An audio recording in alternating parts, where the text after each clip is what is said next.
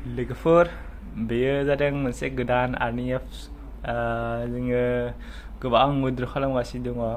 121 115 123 118 जोङो बेबादि खालामनानै जों विथड्र खालामगासिनो दायो स' नोंथांमोना नुनो मोनदों आंनि लाइफ माने पेमेन्ट प्रुफखौ बे एपआनो जादों सेल टीम एप बेनो नुनो मोनदों बे गोदान आर्निं एप्स दायो सोलिगासिनो दङ जोबोर मोजां विथड्र होयो रेजिस्टार जायोबा सिंनि बे डिसक्रिपसनाव होनाय दङ लिंक नोंथांमोना बेहाय VIP आपग्रेड खालामोबा नोंथाङा 485 नि थाखाय 485 इनभेस्ट खालामोबा बेहाय दङ माने 112 थाखा जोङो आर्निं खालामनो हागोन बे 100 डेजनि थाखाय आरो बेहाय दङ लेभेल 2 बेयो 1750 नि दङ 440 मोनगोन बेनि उनाव दङ आरो 4750 नि दङ 1269 करि मोनगोन बेहाय दं आरो 13850 नि दङ 4027 मोनगोन सिङाव गोबां दं आरो नोंथांमोना नायनानै लाबानो जाबाय मोजाङै नोंथांनि एकर्डिं नोंथाङा जा माने VIP खौ नोंथाङा आपग्रेड खालामनो गोसो दङ आपग्रेड खालामनानै लानो हागोन स' आपग्रेड खालामनो थाखाय गिबियावनो नोंथाङा रिसार्ज सोग्रोनांगोन रिसार्जआव फैनो नांगोन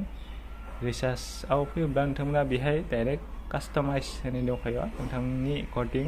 नोंथाङा माने माबा खालामनांगोन पे खालामनांगोन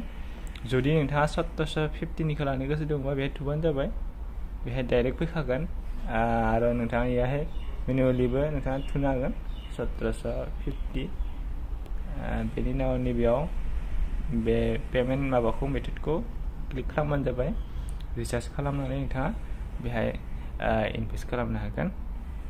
स' बेनि उनाव दङ नोंथाङा विथड्र मारै खालामगोन नोंथाङा विथड्र फैबानो जाबाय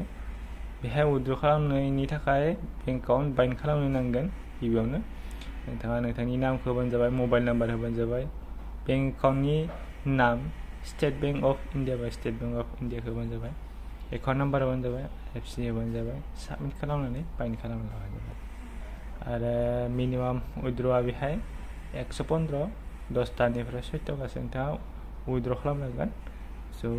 बेनि उनाव जोङो बेक खालामनोसै बेक खालामनानै फैयोबा नोंथाङा बे इनभेस्ट खालामनाय बेहाय गिबियाव रिसार्ज खालामग्रोनांगोन बेनि उनावसो नोंथाङा बे इनभेस्टआव फैयोबा मारै इनभेस्ट जागोन बेहाय नुनो मोनगोन 485 बा माने पार हावाराव 27 माने आर्निं जागोन दैलि माने सानसेयाव माने 112 थाखा माबा जागोन माने आर्निं जागोन टटेल नोंथाङा बेनिफ्राय 100 डेजआव 11,280 करि नोंथाङा माने माबा खालामनो मोनगोन आर्निं खालामनो हागोन स' नोंथाङा रिसार्च खालामनायनि उनाव बेहाय इनभेस्ट नाव थुबानो जाबाय इनभेस्ट खालामनो हानाय लोगो लोगो इनभेस्ट जागोन बेनि उनाव इनभेस्ट जानाय लोगो लोगो नोंथाङा अर्डाराव फैनानै बे अर्डारखौ चेकिं खालामनांगोन बेसेबां आर्निं जादों आरो नोंथांनि बे वालेटावबो नुजाहैगोन आरो नोंथाङा जुदि माने इनभेस्ट खालामनानै आर्निं खालामनो गोसो दंबा टिमाव थुबानो जाबाय टिमाव थुनाय लोगो लोगोनो बेहाय डाइरेक्ट नोंथांनि डाइरेक्ट टिमाव नुजानो मोनगोन बेहाय 25% करि नोंथाङा कमिसन मोनगोन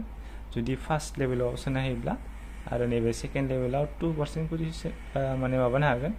मोननो हागोन आरो नैबे थार्ड लेभेलाव 1 करियै नोंथाङा माने लेभेल आप खालामनो हागोन बेनि उनाव दङ नैबेयावहाय दङ बेखौ नोंथाङा कपि खालामनानै लिंक खालामनानै लिंकखौ हरनो हागोन बेहाय माइनाव फैयोब्ला नोंथांनि बिलखौ नायनो हागोन बेसेबां मोनदों आरो बेहाय पासवर्डखौ चेन्ज खालामनो हागोन आरो सार्भिसाव फैनानै नोंथाङा WhatsAppनि गेजेरजों बिथांमोनखौ कन्टेक्ट खालामनो हागोन टेलिग्रामनि गेजेरजों नोंथाङा माबा खालामनो हागोन माने बिथांमोनजों कन्टेक्ट खालामनो हागोन। स' बेनो नोंथाङा जुदि इनभेस्ट खालामनो गोसो दङब्ला इनभेस्ट खालामनानै नोंथांनि गोसो बायदियै खालामना लाबानो जाबाय।